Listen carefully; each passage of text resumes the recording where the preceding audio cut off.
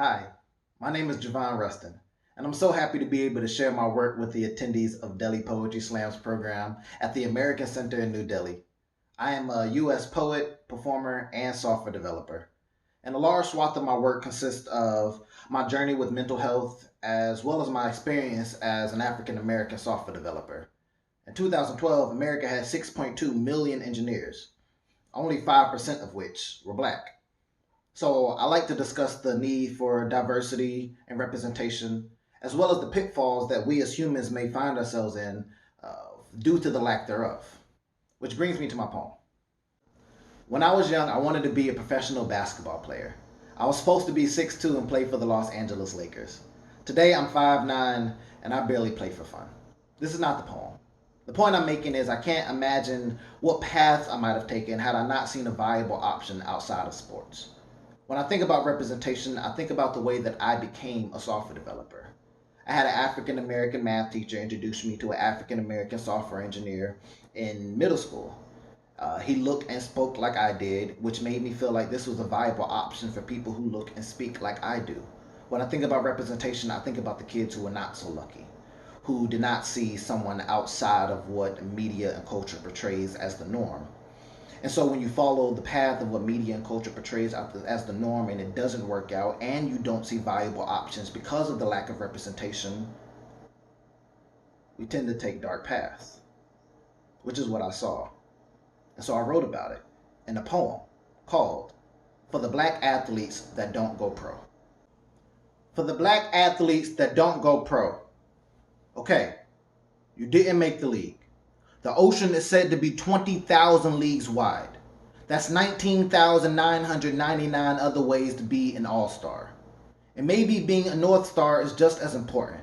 Something a little dipper can look up to for guidance, but after not becoming a track star, the quickest kid in my high school overdosed.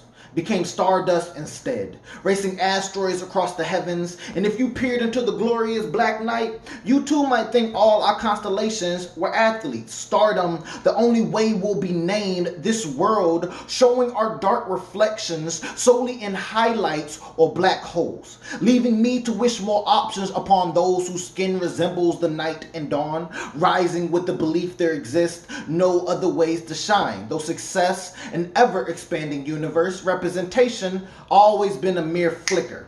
Show me the Big Dipper as a collection of black fathers, Orion's championship belt, a ring of coaches, teachers, electricians. There are so many ways to burn brightly. But after watching his track dreams fall to earth, Mike thought himself a comet.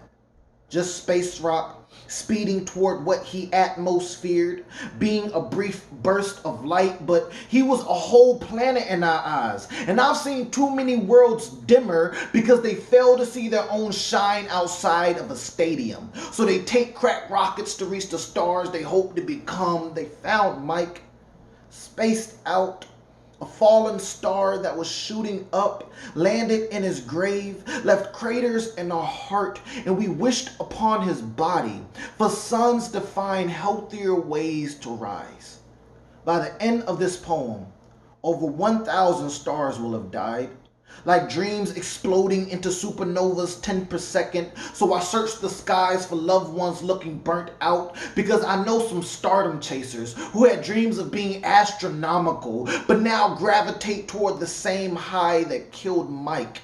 Athletes, actors, and slam poets who fear failure orbits their future and try escaping one Milky Way or another. So, for the black athletes that don't go pro, please, keep going. You more cosmos than superstar. No one can tell the scope of your reach, even when it's not how you plan it. You life of ever-growing galaxies could swallow the oceans with 1,000,000 times over. Meaning your world may change and change and change, but you will still have so much light left to discover.